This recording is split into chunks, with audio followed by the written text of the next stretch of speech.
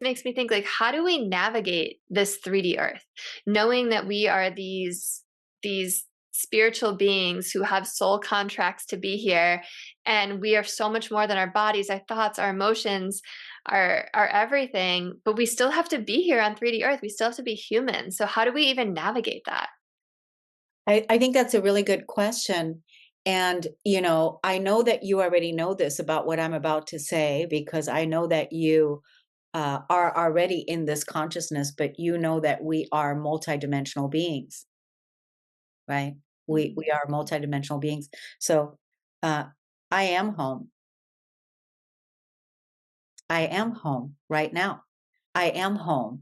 And so that's a big piece, because again, in our physical body, where spirit is right now, where my spirit is, I am home here, and it feels good here, and it feels good where I am.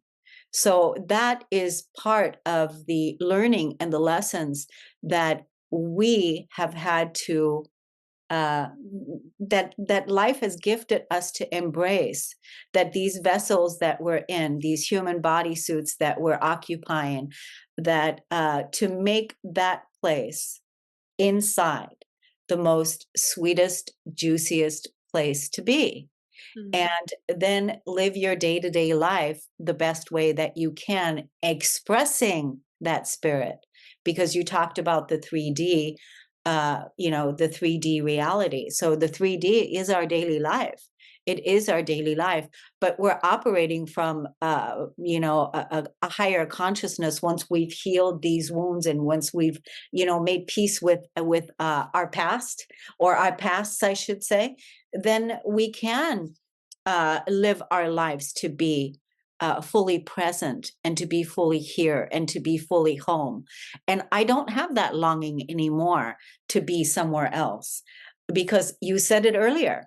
We chose to be here, and I'm continuously choosing to be here.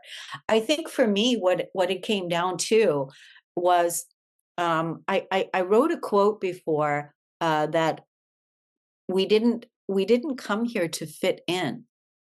We came here to co-create the new. Mm. We came here to co-create the new earth. That's what we came here to do. We didn't come to fit in. And just maybe part of what I was experiencing, I did feel like my body was a kettle full of pain as an empath. There was so much to feel. And sometimes it's just so much that it's too overwhelming to feel all of this, because we're multisensory and we can feel all of these things, that it was just too much. And the more that we can heal, and uh, personally develop and fall in love, because that was also another one of my wounds, is I had self-hatred at my core. So self-hatred, right? I discovered that I actually hated myself. Hate, a word that I never even speak about in my life. I don't use the word hate for anything, not even with what's going on, the craziness that's happening in the world. I don't use the word hate, but I had hate at my core for myself. And that self-hatred had to be replaced with radical self-love.